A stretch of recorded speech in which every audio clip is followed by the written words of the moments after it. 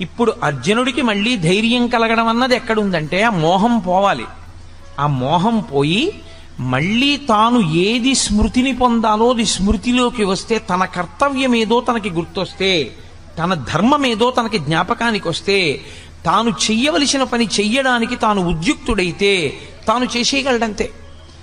కాబట్టి నువ్వు ఉత్తర క్షణం ఆ క్షుద్రమైనటువంటి హృదయ దౌర్బల్యాన్ని విడిచిపెట్టేసి ఉత్తిష్ట లేచి అర్జున ప్రారంభించే యుద్ధాన్ని.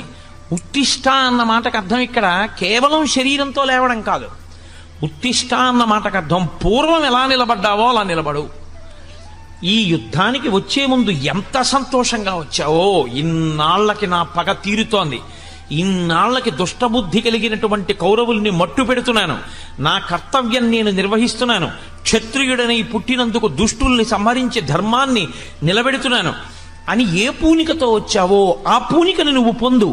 ఆ పూనికను నువ్వు పొందావు అనడానికి గుర్తేమిటో తెలుసా? మళ్ళీ నువ్వు గాంధీవం పట్టుకు లేచి నిలబడాలి. పడిపోయిన అర్జునుణ్ణి లేవదీయడానికి 18 అధ్యాయాలు చెప్పాల్సి వచ్చిందండి. పడిపోవడం చాలా తేలిక జీవితంలో, పైకి లేవడం అంత తేలిక కాదు.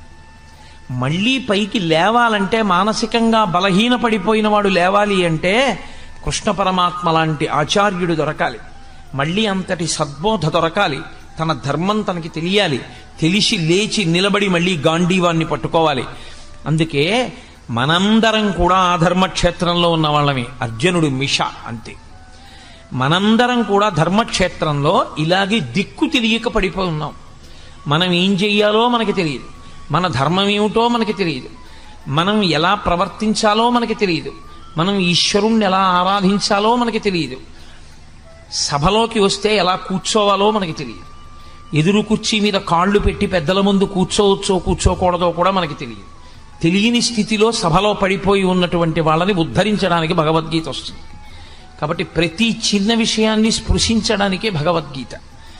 నీ ధర్మాన్ని నువ్వు తెలుసుకోగలిగితే, నీ ధర్మమునందు నువ్వు నిలబడగలిగితే అదే నీ కర్తవ్యం.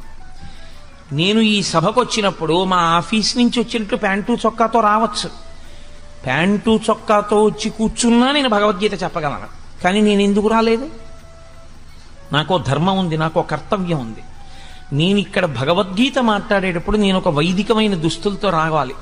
ఒక గోరు చుట్టు కోసే డాక్టరు ప్యాంటు చొక్కా వేసుకుని బూట్లు వేసుకుని ఉన్న గోరు చుట్టు కొయ్యగలడు. కానీ ఆకుపచ్చటి సూటు వేసుకొచ్చిన ప్యాంటు చొక్కా బయట వదిలేసి పర్సు, సెల్ ఫోను, వాచి, ఉంగరాలు కూడా తీసేసి కాంపౌండర్కి ఇచ్చేసి ఆపరేషన్ థియేటర్లోకి ఎందుకు వెళ్తున్నాడు? కర్తవ్యతా నిష్ఠ, ఒక మర్యాద. సన్యసించిన వ్యక్తి నేను సర్వసంగ పరిత్యాగిని అని కాషాయం ఎందుకు కట్టుకుంటున్నాడు? ఇంకా తాను పట్టుకోవలసింది ఏమీ లేదు అని గుర్తు. నేను అన్నీ విడిచిపెట్టేశానని గుర్తు ఏమిటంటే ఆయన పట్టుకున్న కాషాయం. ఒక్కొక్కటి ఒక్కొక్క దాన్ని సంకేతిస్తుంది. నువ్వు దేని కొరకు వచ్చావో దాని కొరకు నీ కర్తవ్యాన్ని నిర్వహించడానికి కావలసిన ధర్మాన్ని నువ్వు పట్టుకోవాలి. అలా నువ్వు నిలబడగలగాలి, అలా నువ్వు కూర్చోగలగాలి, అలా నువ్వు ఎలా ప్రవర్తించాలో అలా ప్రవర్తించగలగాలి. యుద్ధభూమికి వచ్చినటువంటి వాడు భూతదయ గురించి మాట్లాడడానికి ఇన్ని తపస్సులు చేసి అస్త్రాల్ని పొందింది. ఇన్ని అస్త్రాలు పొందినవాడు ధర్మాన్ని నిలబెట్టవలసిన వాడా? క్షత్రియుడు సన్యాస ధర్మాన్ని, బ్రాహ్మణ ధర్మాన్ని స్వీకరించి భూతదయ అంటూ ఉపన్యాసాలు చెప్పి ఇంటికి వెళ్ళిపోవడానికే? అదే క్షత్రియుడు చేయవలసిన పని. ఎంత మోహానికి లోనైపోయావు! క్షుద్రం హృదయ దౌర్బల్యం. నీకు అక్కర్లేని ధర్మాన్ని నువ్వు పట్టుకున్నావు, దానివల్ల వచ్చింది నీకు ఈ దౌర్భాగ్యం అంతా, దానివల్ల వచ్చింది ఈ దౌర్బల్యం అంతా. నీ ధర్మాన్ని నువ్వు పట్టుకో. ఈ భూతదయ గురించి మాట్లాడవలసిన వాడు బ్రాహ్మణుడు, ఈ భూతదయ గురించి ఉపన్యాసాలు చెప్పవలసిన వాడు బ్రాహ్మణుడు, ఈ భూతదయని పాటించవలసిన వాడు బ్రాహ్మణుడు. లోకంలో ధర్మం నిలబడడానికి అధర్మాన్ని పట్టుకున్న వాణ్ణి సంహరించి ధర్మాన్ని నిలబెట్టవలసిన వాడు క్షత్రియుడు. నీ ధర్మం, నీ కర్తవ్యం అది. ఒక ధర్మాన్ని విడిచిపెట్టి ఇంకో ధర్మాన్ని పట్టుకోవడం వల్ల వచ్చినటువంటి మోహబుద్ధి చేత కింద పడిపోయావు. ఇప్పుడు నువ్వు పురుషుడవై, ఇంత గొప్పవాడవై నపుంసకుడవయ్యావు. నువ్వు స్త్రీవా పురుషుడివా? సమాజంలో ఎక్కడ ఉన్నా నువ్వు ప్రశ్నే. స్త్రీ సభలోకి వచ్చిందనుకోండి ఇబ్బంది లేదు, పురుషుడు సభలోకి వచ్చాడనుకోండి ఇబ్బంది లేదు, స్త్రీ ఇంట్లో ఉందనుకోండి ఇబ్బంది లేదు, పురుషుడు ఇంట్లో ఉన్నాడు అనుకోండి, ఇబ్బంది లేదు. స్త్రీ రిజర్వేషన్ ఫామ్ పట్టుకుని రైల్వే కౌంటర్కి వెళ్ళింది అనుకోండి, ఇబ్బంది లేదు. పురుషుడు రైల్వే రిజర్వేషన్ ఫామ్ పట్టుకుని రిజర్వేషన్ కౌంటర్కి వెళ్ళాడు అనుకోండి, ఇబ్బంది లేదు. నపుంసకుడు రిజర్వేషన్ కౌంటర్ దగ్గర నుంచి ఎక్కడికి వెళ్ళినా ఇబ్బంది. ఎక్కడికి వెళ్ళినా ప్రశ్న, ఎక్కడికి వెళ్ళినా ఇబ్బంది. నపుంసకుడు. నువ్వు క్లీబహ అన్నాడు. నువ్వు క్లైబ్యం, నువ్వు నపుంసకుడు అయ్యావు ఇవాళ. నువ్వు మగవాడివి, పురుషుడివి, క్షత్రియుడివి, సిగ్గులేది ఇలా మాట్లాడడానికి. ఒక ఆచార్యుడు, ఒక గురువు ధర్మమునందు మళ్ళీ శిష్యుణ్ణి నిలబెట్టడానికి, మళ్ళీ పూనిక కల్పించడానికి గురువు మాట్లాడడం అంటే అలాగే ఉంటుంది. దాని అస్తమానం గడ్డం పట్టుకు బతిమాలరు గురువుగారు. గురువుగారు మాట్లాడవలసి వస్తే, అజ్ఞానంలోంచి పైకెత్తవలసి వస్తే, మూఢా జహీహి ధనాగమ తృష్ణ కురు సద్బుద్ధిం మనసి వితృష్ణ ఎల్లభసే నిజ కర్మోపాత్తం విత్తంతేన వినోదయ చిత్తం అన్నారు జగద్గురు శంకర భగవత్పాదులు. కాబట్టి జగద్గురువైనటువంటి కృష్ణ పరమాత్మ మాట్లాడుతున్నారు కురుక్షేత్రంలో. అర్జునుడి కొరకు కాదు, తర్వాతి కాలంలో, తర్వాతి యుగాలలో, తర్వాత దేశకాలముల యందు వచ్చేటటువంటి సమస్త మనుష్య జాతి ధర్మమునందు వైక్లభ్యమును పొందితే భగవద్గీతయే శరణ్యం. మళ్ళీ ధర్మమును ఊంచుకోవడానికి ఏ ఆశ్రమంలో ఉన్న వాళ్ళ ధర్మం అయినా సరే వాళ్ళు పట్టుకోవాలి అంటే ఒక్కొక్క ఆశ్రమానికి ఒక్కొక్క ధర్మం ఉంటుంది. బ్రహ్మచారి ధర్మం బ్రహ్మచారిది, గృహస్థు ధర్మం గృహస్థుది, వానప్రస్థు ధర్మం వానప్రస్థుది, సన్యాసి ధర్మం సన్యాసిది. తప్ప సన్యాసి ధర్మాన్ని గృహస్థు పట్టుకోకూడదు, వానప్రస్థు ధర్మాన్ని బ్రహ్మచారి పట్టుకోకూడదు, బ్రహ్మచారి ధర్మాన్ని గృహస్థు పట్టుకోకూడదు. ఎవడి ధర్మాన్ని వాడు పట్టుకోవాలి. ఒకటి ధర్మాన్ని ఒకడు పట్టుకుంటే పాడైపోతాడు. బ్రహ్మచారి తలకాయ దూకోకూడదు, గృహస్థు తలకాయ దూకోవాలి. బ్రహ్మచారి తాంబూలం వేసుకోకూడదు, గృహస్థు తాంబూలం వేసుకోవచ్చు. గృహస్థు రేపటి కొరకు దాచుకోవచ్చు. సన్యాసికి ఈ పూట అన్నం దొరికితే మళ్ళీ సాయంకాలం అన్నం కోసం దాచుకోవడానికి వీల్లేదు సన్యాసి. గృహస్థు బయట వర్షం పడుతుంటే ఇంట్లో పొయ్యి మీద అన్నం వండుకోవచ్చు. సన్యాసి ఎట్టి పరిస్థితుల్లో అగ్నిహోత్రం మీద ఏది వండుకు తినకూడదు. అగ్నిని ముట్టుకోడు కాబట్టే చివరి శరీరాన్ని కూడా అగ్నిలో వ్రేల్చారు, భూమిలో పాతిపెట్టేస్తారు. ఎవరి ధర్మం వారిది. బట్ట మార్చుకున్నది ధర్మం కాదు, లోపల మనసు మార్చుకుని పట్టుకున్నది ధర్మం. లోపలి మార్పు రాకుండా పైకి తెచ్చుకున్నటువంటి మార్పులు డాంబికాలు, ఆడంబరాలు. ఇది తెగేసి చెప్పేస్తున్నాడు కృష్ణ పరమాత్మ. ఎవరు ఏది పట్టుకోవాలో అదే పట్టుకోవాలి. గృహస్థాశ్రమంలో ఉన్నవాడు కాషాయం కట్టుకోకూడదు. కాషాయం కట్టుకున్నా, కాషాయం వేసుకున్నా వాడు సర్వాన్ని పరిత్యజించేశాడని గుర్తు. అన్నీ విడిచిపెట్టేస్తే కాషాయం వేసుకోవాలి. విడిచిపెట్టకుండా కాషాయం వేసుకుని తిరగకూడదు. తెల్లటి బట్ట మాత్రమే కట్టుకోమని వేదంలో పటలపన్నం చెప్తోంది. గృహస్థుకి తెల్లటి వస్త్రం వినా కాషాయాన్ని ఇంట్లో తెచ్చిపెట్టుకునే అధికారం కూడా లేదు. ఒక్క సన్యాసికి మాత్రమే నిర్దేశింపబడిన రంగు కాషాయం. ధర్మం ధర్మమే, నేను చెప్తే ధర్మం కాదు, వేదం చెప్తే ధర్మం. వేదం ఏం చెప్పిందో అది ధర్మం. అది కాదని మీరు ప్రవర్తిస్తే మీరు వేదాన్ని తిరస్కరించిన వారు అవుతారు, ధర్మమునందు మీరు వైక్లభ్యమును పొందిన వారు అవుతారు. తప్పించి నాకు ఇది బాగుందండి నువ్వు చేయడానికి వీల్లేదు, నీకు ఏది వేదం చెప్పిందో అది మాత్రమే నువ్వు చేయవలసి ఉంటుంది. ఆ వేదం చెప్పిన దాన్ని ధైర్యంగా చెప్పిన వాడెవడో వాడే గురువు. గురువుకున్న ఒకే ఒక ఆస్తి ధైర్యం. తప్ప తానే భయపడిపోయిన వాడు ధర్మాన్ని చెప్పడానికి ఏం పనికొస్తాడు? కాబట్టి నిర్భయంగా చెప్పగలిగిన వాడే గురువు. కాబట్టి జగద్గురువు అయినటువంటి కృష్ణ పరమాత్మకు భయం ఎక్కడుంటుంది? ఆయన నిర్భయస్తుడు. కాబట్టే మహానుభావుడై నువ్వు అటువంటి నపుంసకత్వాన్ని పొందకు. పురుషుడివి పురుషుడిగా నిలబడు. ఏ పని చెయ్యాలో ఆ పని చేయడానికి సిద్ధపడు. యుద్ధాన్ని చేయవయా? ఏమిటిది? చంపేస్తానంటున్నావే. నేను చంపేస్తాను, నేను చంపేస్తే వాళ్ళందరూ చచ్చిపోతున్నారంటున్నావు కదా. నేను నీకొక్క మాట చెప్పేస్తాను, బాగా జ్ఞాపకం పెట్టుకో. అప్పుడు కాదండి, అప్పటి నుంచి ఎప్పటికీ ఇది చెప్పినంత మాత్రాన నాకు మొహం పోయిందనుకుంటున్నారా? నాకు బాగా పట్టుకుని ఉన్నదే మొహం. అది పోవడానికే నేను చేసుకునే ప్రయత్నం. దేహినోస్మిన్ యథా దేహే కౌమారం యవ్వనం జరా తథా దేహాంతర ప్రాప్తి దేహిస్తత్యనుముచ్యతే ధీరస్తత్రనుముచ్యతే. నాయన బాగా విను అర్జున. లోకంలో దేహినోస్మిన్ యథా దేహే, దేహి అనొకడు ఉంటాడు, దేహము అనొకటి ఉంటుంది. ఇప్పుడు నా శరీరం ఉంది, నా శరీరము ఈ వస్త్రాన్ని కట్టుకుంది. ఈ వస్త్రము నేను కాదు. అజ్ఞానము చేత నేనేమంటూ ఉంటానంటే ఇది చూపించి ఇది నేనంటూ ఉంటాను. కానీ యథార్థమునకు ఇది కూడా నేను కాదు. దీని లోపల ఉన్నాను నేను, అసలు నేను లోపల ఉన్నాను. ఆ నేనన్నది ఏదుందో అదే అందరూ ఇలా చూపించినప్పుడు అంటారు. ఇలా చూపించినప్పుడు అందరూ చెయ్యిటి తిరిగితే అనేది నేను ఇక్కడ కూర్చుని నేను అన్నప్పుడు ఇలా చూపిస్తాను. మీరు ఎవరు నేనన్నా అలా తప్ప ఇంకోలా అనడానికి ఉండదు. అందరూ ఏమంటారంటే నేనన్నప్పుడు ఇలాగే చూపించుకుంటారు. నువ్వన్నప్పుడు నీకు నేను ఇలా అన్నారు, నేను మిమ్మల్ని చూపిస్తే నేనన్న ఇలా చూపించి నువ్వు అంటాను. అక్కడుంది అజ్ఞానం. మరి అందులో ఉన్న నేను ఇందులో ఉన్న నేను ఒకటే. అందులో ఉన్న నేను కాకలుంది, ఇందులో ఉన్న నేను కాకలుంది. అందులో ఉన్న నేనుకి దాహం ఉంది, ఇందులో ఉన్న నేనుకి దాహం ఉంది. ఇందులో ఉన్న నేనుకి బడలికుంది, అందులో ఉన్న నేనుకి బడలికుంది. అందులో ఉన్న నేనుకి వృద్ధాప్యం ఉంది, ఇందులో ఉన్నటువంటి నేనుకి వృద్ధాప్యం అంటే పై శరీరానికి ఉంది. లోపల ఉన్నటువంటి నేను మాత్రం ఎప్పుడు అలా సాక్షిగా ఉంటోంది. ఇవన్నింటినీ శరీరం పొందుతుంటే ఆ లోపల ఉన్న నేను దీనికి ఆకలేస్తోందని అందులోనూ తిని తృప్తి పొందుతోంది. ఇక్కడ లోపల ఉన్న నేను దీనికి ఆకలేస్తోందని ఇందులో ఏదైనా వేస్తే తృప్తి పొందుతోంది. ఇందులో ఉన్న నేను ఎలా తృప్తి పొందుతుందో ఆకలేసినప్పుడు అందులో ఉన్న నేను కూడా అలాగే తృప్తి పొందుతుంది. కాబట్టి నేను అన్నప్పుడు నాలో ఏదుందో అదే అందులోనూ ఉంది తప్ప ఇంకోటి లేదు. ఉన్నది ఆ పదార్థమే, ఆ పదార్థమే నేనన్నప్పుడు ఉంది, ఆ పదార్థమే నువ్వన్నప్పుడు ఉంది. కానీ అజ్ఞానం అంతా ఎక్కడొచ్చేస్తోందంటే మధ్యలోకి నువ్వన్నప్పుడు వేరైపోతాం. వాడు ఏమైపోయినా పర్వాలేదు, నేను బాగుంటే బాగుండంటున్నాడు. కాదు, ఇందులో ఉన్నవాడికి దీనిలో ఆకలేసినప్పుడు, దీంట్లో పదార్థం పడేసినప్పుడు ఇది ఎలా తృప్తి పొందుతుందో, నాలో నేను అనబడేటటువంటిది ఎలా సంతోషిస్తుందో, ఆ నేనే అందులో కూడా ఉంది. ఆ నేను కూడా అలాగే సంతోషిస్తుంది. అందులో ఆకలేసినప్పుడు పడేస్తే పాపం అది కూడా ఖాళీగా ఉంది, అది కూడా అన్నం లేక ఏడుస్తోంది. అందులో కూడా ఇంత పడేస్తే అందులో నేను సంతోషిస్తుంది, ఇందులో నేను సంతోషిస్తుంది. ఆ నేనుకి ఈ నేనుకి తేడా లేదుగా, ఒకటే నేను. కాబట్టి ఉన్నది ఆ నేనే, సమస్తమంతా ఆ నేనే ఉన్నాను. బట్టలు మారే అంతే. బట్టలు ఏవి కట్టుకుంటే ఏమిటంటే లోపల నేను ఒక్కటే ఉన్నది. కాబట్టి దేహినోస్మిన్ యథా దేహే, దేహి లోపల ఉన్నవాడు ఈ దేహమును తొడుక్కుంటున్నాడు. తొడుక్కున్నది దేహమైంది. ఎందుకని? ఇది ఉండేది కాదు, దాని పేరే దేహము. దేహము అంటే కాలిపోతుంది. దహింపబడేదేదో దానికి దేహమని పేరు.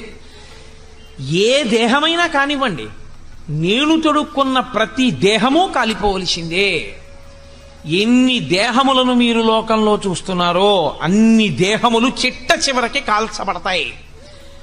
నేను తొడుక్కున్న ఈ దేహమైనా, మీ అందరూ తొడుక్కున్న దేహములైనా, కొంతమంది ముందు కొంతమంది వెనక, అంతే తేడా తప్ప అన్ని శరీరములు అన్ని దేహములు కాలిపోవలసిందే.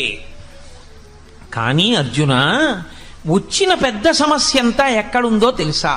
మూడింటిలో అనుభవాన్ని పొందుతున్నాడు మనిషి. కౌమారం, యవ్వనం, జరా. మనిషి బాల్యమునందుంటాడు. అంతకు ముందు అవస్థ అసలు జ్ఞాపకంలో ఉండదు. బాల్యం నుంచి జ్ఞాపకం ఉంటుంది. సాధారణంగా లోకంలో 3 సంవత్సరముల వయస్సు వచ్చే లోపల తన పరిస్థితి తనకి జ్ఞాపకం ఉండదు. నాకు 3 ఏళ్ల వయస్సుకి ముందు నేను ఎలా ఉండేవాడిని అని నేను ఆలోచించాను అనుకోండి, బుర్ర బద్దలు కొట్టుకున్న జ్ఞాపకానికి రాదు. కానీ అప్పుడు నేనుంది. కానీ తర్వాత బాల్యం వచ్చింది ఈ శరీరానికి. ఈ శరీరం బాల్యంలో ఉన్నప్పుడు సాయంకాలం అయితే ఇలా ఉపన్యాసాలు ఏం చెప్పేది కాదు. ఇది సాయంకాలం అయ్యేటప్పటికి ఎవరో 2 వ్యక్తుల్ని వెతుక్కుని ఆ 2తో పంటలు వేసుకుని ఆ 2 పరిగెడితే వాళ్ళని ముట్టుకునేది, ఆడుకుంటూ ఉండేది, వాళ్ళ వెనక తిరుగుతూ ఉండేది. లేకపోతే ఏదో పుస్తకం చదువుకోవడం. అమ్మ చద్దన్నం పెడితే చక్కగా పొద్దున్నే చద్దన్నం తినేయడం, అమ్మ పడుకోమంటే పడుకోవడం, మేస్టార్ కొడితే చేయి పట్టడం, మేస్టార్ చదువుకోమంటే చదువుకోవడం. బాల్యంలో ఈ శరీరం ఉన్నప్పుడు నేను బాలుడను, నేను విద్యార్థిని, నేను చదువుకుంటున్నాను, నేను ఇంకా చిన్న వయస్సు, నాకు 8 ఏళ్ళు, నాకు 10 ఏళ్ళు, నేను పురుషుడను, నేను బాలుడను, నేను ఫలానా వారి కొడుకుని తెలుసుకుంది. ఇదే దేహం మారిపోయింది, వెనక్కి వెళ్ళదు. మీరు బాగా గుర్తుపట్టాలి. నేను ఇవన్నీ అంగీకరిస్తోంది. ఇవి అంగీకరించడంలో నేనుకు అభ్యంతరం లేదు. నేను అంటే లోపల ఉన్న సాక్షి, నేను తెలుసుకుంటున్నాను. నేను యవ్వనంలో ఉన్నాను, ఒకప్పుడు నాకు 25 ఏళ్ళు 26 ఏళ్ళు ఉన్నప్పుడు మా అమ్మగారు నాకు పెళ్లి చేస్తానంటే అవును నేను యవ్వనంలో ఉన్నాను, పెళ్లి చేసుకోవాలి, అంగీకరించాను. అనురూపమైనటువంటి ఒక స్త్రీ కొరకు అన్వేషణ చేశాను, ఆమెని నా భార్యగా అంగీకరించాను. ఇప్పుడు యవ్వనంలో ఉండి నాకు మంచి ఒంట్లో ఓపికంది అని ఎవరో పెద్ద ఆయన నిచ్చెనెక్కబోతుంటే మీరేం ఎక్కుతారని నిచ్చిన బలేవారే, మీరు కింద ఉండండి, గబుక్కుని కాలు జారిందంటే ఇబ్బంది అని నేను ఎక్కాను. ఆయన నన్ను అనలేదు. ఏమయ్యా మరి నీ కాలు జారితే అనలేదు ఆయన. ఎందుకో తెలుసా? కాలు జారి కింద పడ్డా నాకేమవుతుంది ఇంకా, ఎందుకంటే యవ్వనంలో ఉన్నాను, బలం ఉంది కాబట్టి నేను ఎక్కగలను నిచ్చెన. ఆయన కూడా ఊరుకున్నాడు. నాకు బలం ఉన్నది, నేను ఉపవాసం చేస్తే ఇబ్బంది రాలేదు. తెల్లవారుజామున 3 గంటలకు పూజకు కూర్చుని మధ్యాహ్నం 11 గంటలకు పూజలోంచి పైకి లేచినా అంతసేపు వాసం పెట్టేసుకున్న వాడిని వేసుకున్నట్టే కూర్చుండిపోయినా నాకు వచ్చిన అభ్యంతరం ఏమీ లేదు. నేను యవ్వనంలో ఉన్నాను, తెలుసుకుంది నేను తెలుసుకున్నానప్పుడు కూడా నేను అంటే ఈ శరీరము యవ్వనములో ఉన్నది. దాటాను యవ్వనాన్ని.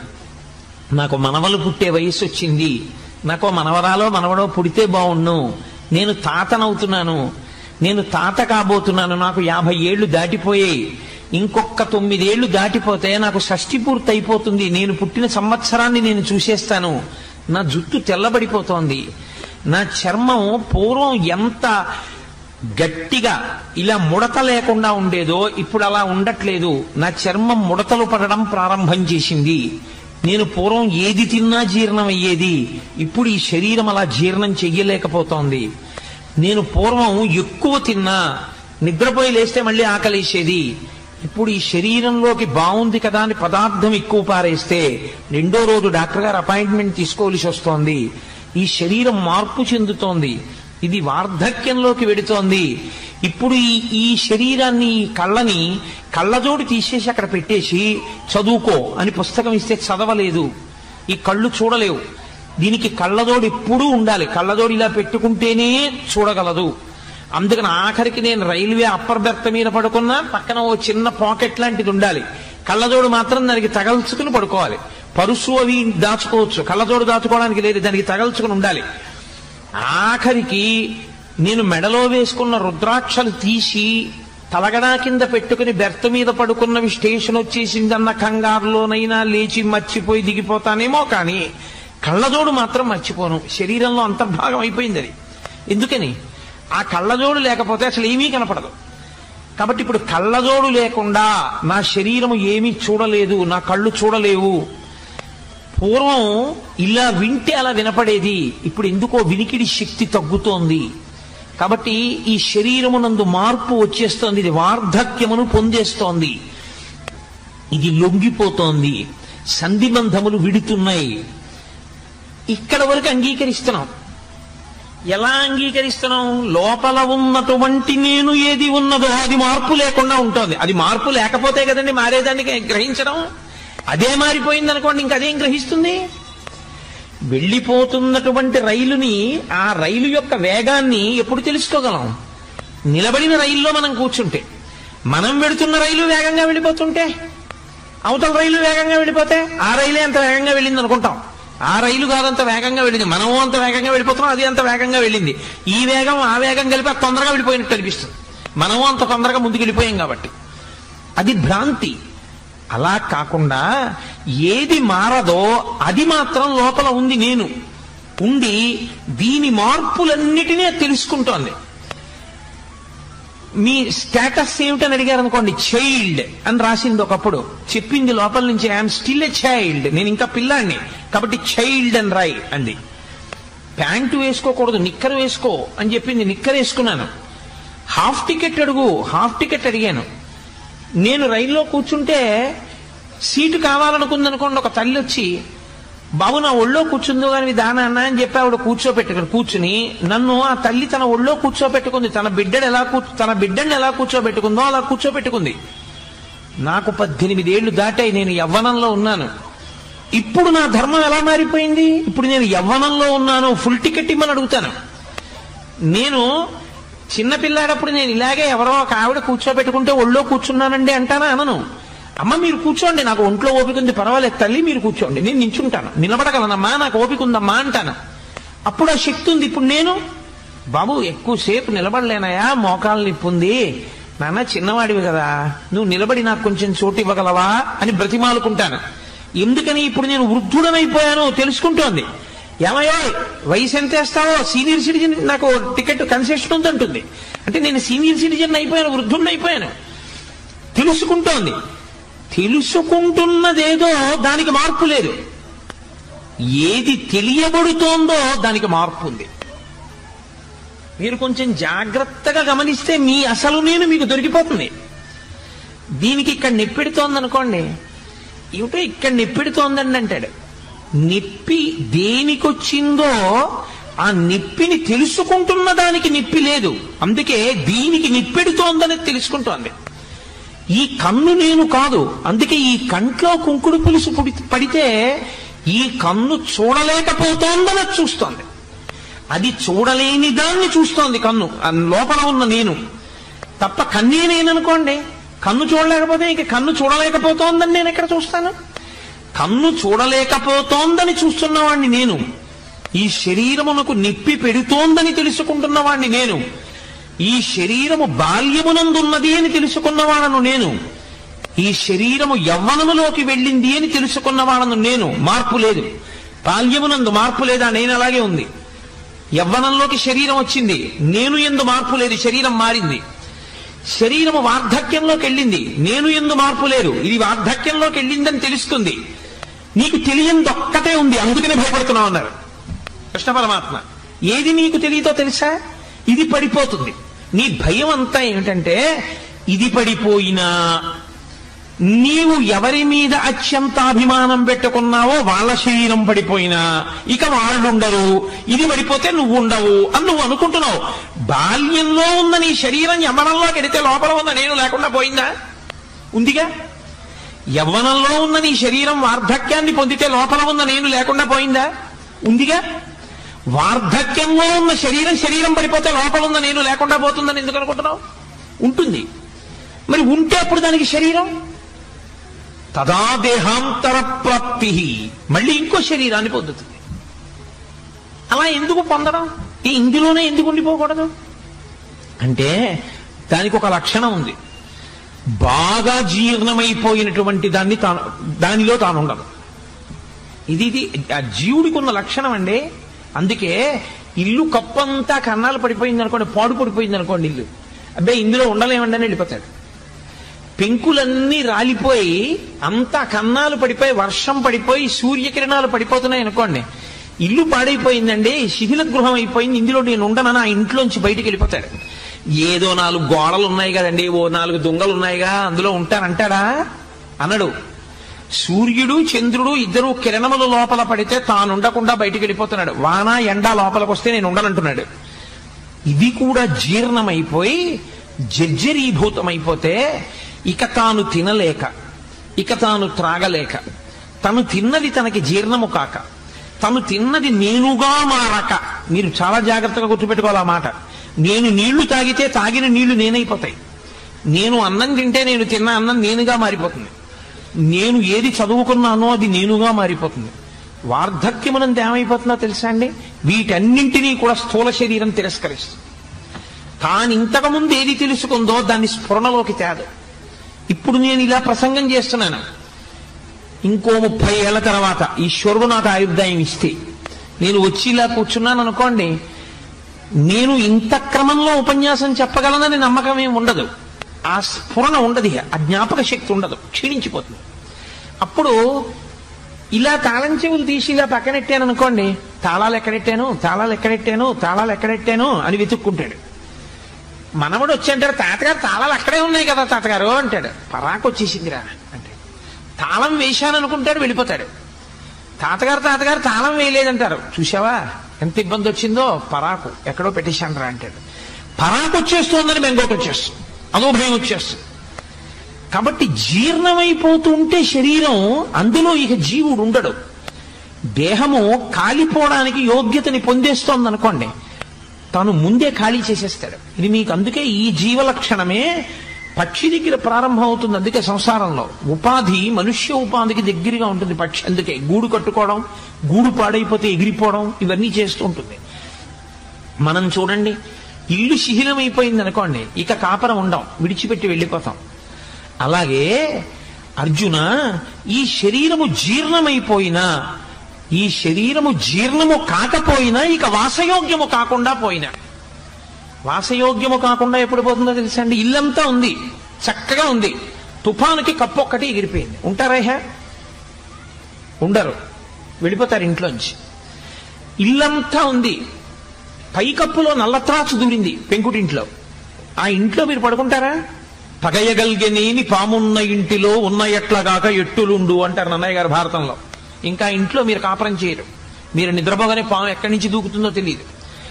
ఈ శరీరమునందు అతి ముఖ్యమైనటువంటి వ్యవస్థని ఆపు చెయ్యగలిగినటువంటి స్థితి ప్రవేశించిన అకస్మాత్ కారణము చేత ఛిద్రమైన గూడు ఏదో పెడుతున్నాడు, జరగరానంత పెద్ద ప్రమాదం జరిగింది, శరీరము ఛిద్రమైంది, ప్రధానమైన అవయవం దెబ్బతినేసింది, ఏ గుండో దెబ్బతింది, ఇహ ఉండడు జీవుడు, బయటికి వెళ్ళిపోతాడు.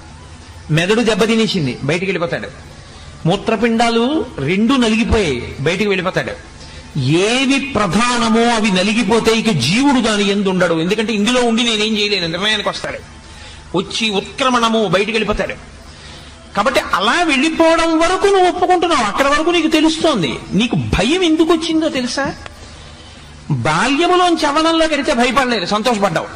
యవ్వనంలోంచి వార్ధక్యంలోకి వెళ్ళావు, భయపడిపోలేదు, నేనున్నానుగా అన్నావు. ఆ తర్వాత దానికి భయం ఎందుకు పడిపోతున్నావో తెలుసా? అయ్య బాబో ఇది ఉండదని. ఇది ఉండదేమో కానీ అర్జున, దేహం ఉంటుంది, మళ్ళీ ఇంకో శరీరంలోకి వెళ్ళిపోతావు. ఇది విడిచిపెట్టగానే మళ్ళీ ఇంకో శరీరం ఇస్తారు, అందులోకి వెడతావు. తదా దేహాంతర ప్రాప్తి, అది నీకు తెలియదు కాబట్టి నీకు అనుభవంలో ఉన్నా గుర్తుండదు. అనుభవంలో ఉన్న గుర్తుండని కారణం చేత, లేకపోతే కిందటి జన్మలో శరీరం విడిచిపెట్టి ఈ శరీరంలోకి వచ్చాను నేనేదో శరీరం విడిచిపెట్టకపోతే ఇందులోకి ఎలా వచ్చానండి? ఇందులోకి వచ్చానంటే ఒకటి విడిచిపెట్టి ఇందులోకి వచ్చాను, కానీ మరి విడిచిపెట్టింది ఎందుకు గుర్తులేదు? అది గుర్తుందనుకోండి, నాకు పెద్ద విషయం ఏముందండి, ఇందులో బాల్యం మారి యవనంలోకి వస్తే నేను లేనా? యవ్వనం మారి వార్ధక్యంలోకి వెడితే ఇందులో లేనా? దీన్ని విడిచిపెట్టినప్పుడు మళ్ళీ వెడతాను. గతంలో ఓసారి అది విడిచిపెట్టి ఇందులోకి వచ్చాను కదండి, ఇప్పుడంతే ఇది విడిచిపెట్టి మళ్ళీ ఇంకో దాంట్లోకి వెడతానంటాను. అది జ్ఞాపకం లేదు, అది నీకు స్ఫురణలో లేదు. అలా ఎందుకు మారావో నీకు గుర్తులేదు అర్జున. తదా దేహాంతర ప్రాప్తి, కానీ శరీరం పొందుతావు. కాబట్టి ధీరులైనటువంటి వారు, పండితులైన వారు, వేదాంతమును అవగాహన చేసుకున్నవారు, వేదాంతము అనుభవంలోనికి తెచ్చుకున్నవారు దాని ఎందు నముహ్యతి, మోహమును పొందరు, భయాన్ని పొందరు. ఆఫ్టర్ ఆల్ ఇది బాల్యంలో ఉన్నప్పుడు భయపడ్డానా? యవ్వనంలో ఉంటే భయపడ్డానా? వార్ధక్యంలో ఉంటే భయపడ్డానా? ఉన్నాను కదా అన్నాను, అప్పుడు ఉంటాను. ఇది విడిచిపెట్టినా ఇంకో దేహంలో ఉంటాను. కాబట్టి ఏమిటి భయం నాకు? కాబట్టి ఇది పడిపోతుంది, నాకేం భయం లేదు. పడిపోతే పడిపోనివయా, ఇది తనంత తాను పండై పడిపోతే ఇందులోంచి ఇంకో దాంట్లో కెడతాను, ఇంకో శరీరంలో కెడతాను. బాల్యంలోంచి యవ్వనంలోకి, యవ్వనంలోంచి వార్ధక్యంలోకి వెళ్ళినందుకు. కాబట్టి ఇంకా ఏడవడం ఎందుకు? దేనికి బాధపడిపోతున్నావు? దేనికి ఏడుస్తున్నావు? శరీరాలు పడిపోతాయి, శరీరాలు పడిపోతాయి, నేను చంపేస్తానంటే ఏంటి? నువ్వు చంపేస్తే అయిపోతుంది అనుకుంటున్నావా? వాడు ఇంకో శరీరంలోకి వెళ్ళిపోతాడు అంతే. నువ్వు చంపకుండా ఉంటే వాడు ఉండిపోతాడు అనుకుంటున్నావా? జర్జరీభూతం అయిపోయిన తర్వాత వెళ్ళిపోతాడు. మరి నీ కర్తృత్వం ఏంటి? నీ కర్తవ్యం నీది, నీ ధర్మం నీది. నువ్వేం చేయాలో తెలుసా? ధర్మాన్ని నిలబెట్టడానికి ఇప్పుడు ఈ శరీరములను నువ్వు సంహరించాలి. నువ్వు కేవలం నిమిత్తం, అసలు చంపేవాడు ఈశ్వరుడు, వాడు ఒకడు ఉన్నాడు. ఇవన్నీ ఎవడు నడుపుతున్నాడో వాడు అవన్నీ చేసేది. ఇది తెలియక ధీరుడవు కాక మోహాన్ని పొందుతున్నావయా అని. ఇందులో ఒక గొప్ప రహస్యం ఒకటి ఉంది. ఏమండి, బాల్యంలోంచి యవనంలోకి వెళ్ళినప్పుడు నాకు తెలిసిందిగా ఇదే మారింది, బాల్యంలోంచి యవ్వనంలోకి వచ్చిందని. యవ్వనంలోంచి వార్ధక్యానికి వెళ్ళినప్పుడు నాకు తెలిసిందిగా ఇది ముసలితనాన్ని పొందిందని. మరి గత శరీరంలోంచి ఈ శరీరంలోకి వచ్చిందన్న విషయాన్ని గుర్తు లేకుండా ఎందుకు చేశాడు ఈశ్వరుడు? గతంలో నేను ఒక శరీరంలో ఉన్నాను, అదిగో ఆ శరీరం అప్పుడు అక్కడ పడిపోయింది, ఆ తర్వాత నేను ఇందులోకి వచ్చానన్న విషయం గుర్తు లేకుండా ఎందుకు చేశాడు ఈశ్వరుడు? అది కూడా గుర్తుంటే బెంగ లేకుండా ఉండేది కదండి. అది ఎందుకు లేకుండా చేశాడు